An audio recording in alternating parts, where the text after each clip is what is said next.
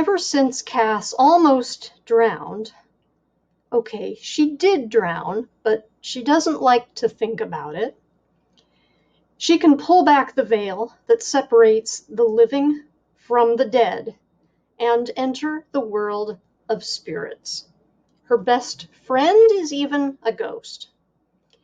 Things get even stranger when Cass's parents start hosting a TV show about the world's most haunted places. The family heads off to Edinburgh, Scotland, where graveyards, castles, and secret passageways teem with restless phantoms. And when Cass meets a girl who shares her gift, she realizes how much she still has to learn about the veil and herself. And she'll have to learn fast. The city of ghosts is more dangerous than she ever imagined. Here is a preview of City of Ghosts by Victoria Schwab.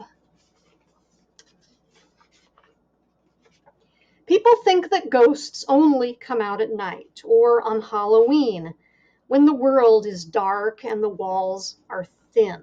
But the truth is, ghosts are everywhere.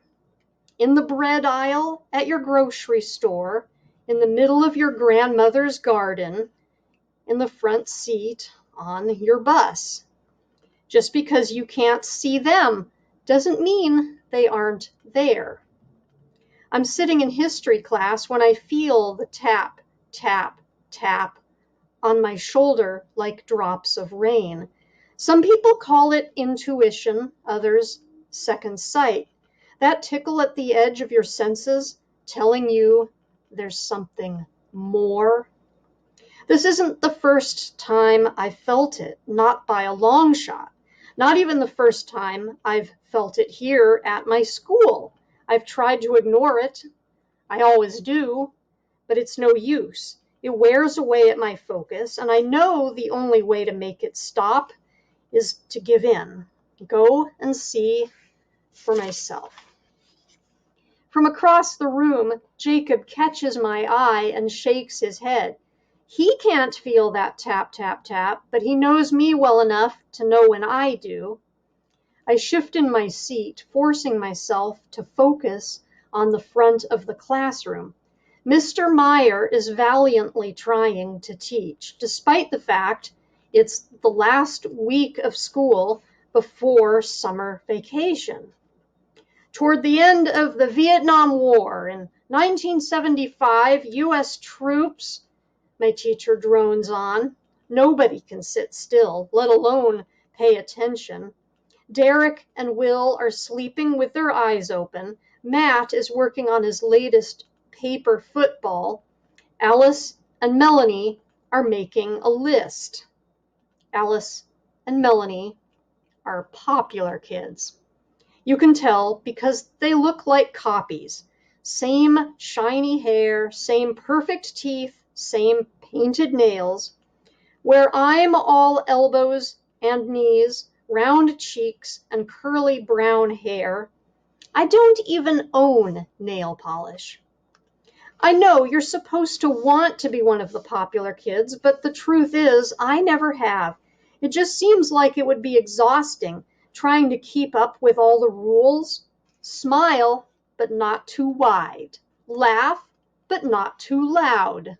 Wear the right clothes, play the right sports, care about things, but never care too much. Jacob and I have rules too, but those are different. As if on cue, Jacob stands up and makes his way toward Melanie's desk. He could be a popular kid, I think, with his floppy blonde hair, bright blue eyes, and good humor. He shoots me a devilish look before perching on the edge of her desk. He could be, but there's just one problem. Jacob's dead. Things we need for movie night, he reads aloud from Melanie's paper, but I'm the only one who can hear him. Melanie folds another sheet, an invitation. I can tell by the capital letters, the pink pen, and reaches forward to pass it to Jenna, who sits in front of her. As Melanie does this, her hand goes straight through Jacob's chest. He looks down as if offended, then hops off the desk. Tap, tap, tap goes the feeling in my head, like a whisper I can't hear. Impatient, I check the clock on the wall, waiting for the lunch bell. Jacob meanders over to Alice's desk next, examining the many multicolored pens she keeps lined up across the top.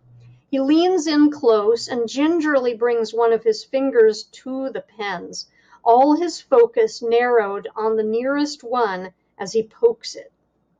But the pen doesn't move.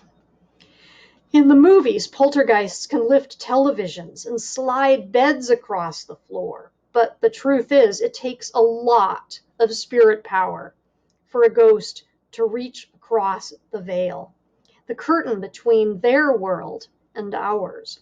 And the ghosts that do have that kind of strength, they tend to be really old and not very nice. The living may take strength from love and hope, but the dead grow strong on darker things, on pain and anger and regret. Jacob furrows his brow as he tries, and fails, to flick Matt's paper football. I'm glad he's not made of all that stuff.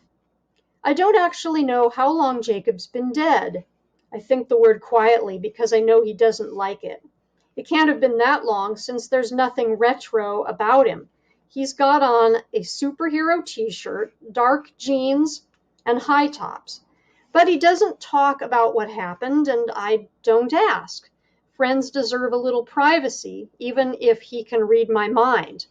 I can't read his, but all things considered, I would rather be alive and not psychic than psychic and a ghost. He looks up at the word ghost and clears his throat. I prefer the phrase corporeally challenged. I roll my eyes because he knows I don't like it when he reads my mind without asking. Yes, it's a weird side effect of our relationship, but come on, boundaries. It's not my fault you think so loud, Jacob replies with a smirk. I snort, and a few students glance my way. I sink lower in my chair, my sneakers knocking against my book bag on the floor. The invitation Melanie passed to Jenna makes its way around the room. It doesn't stop at my desk. I don't mind. Summer is almost here, and that means fresh air and sunshine and books to read for fun. It means the annual family trek down to the rented beach house on Long Island so Mom and Dad can work on their next book. But most of all, it means no hauntings. I don't know what it is about the beach house. Maybe the fact that it's so new, or the way it sits on a calm stretch of shore, but there seem to be far fewer ghosts down there than here in upstate New York, which means that as soon as school's out, I get 6 full weeks of sun and sand and good night's sleep. 6 weeks without the tap, tap, tap of restless spirits. 6 weeks of feeling almost normal. I can't wait for the break. And this has been a preview of City of Ghosts.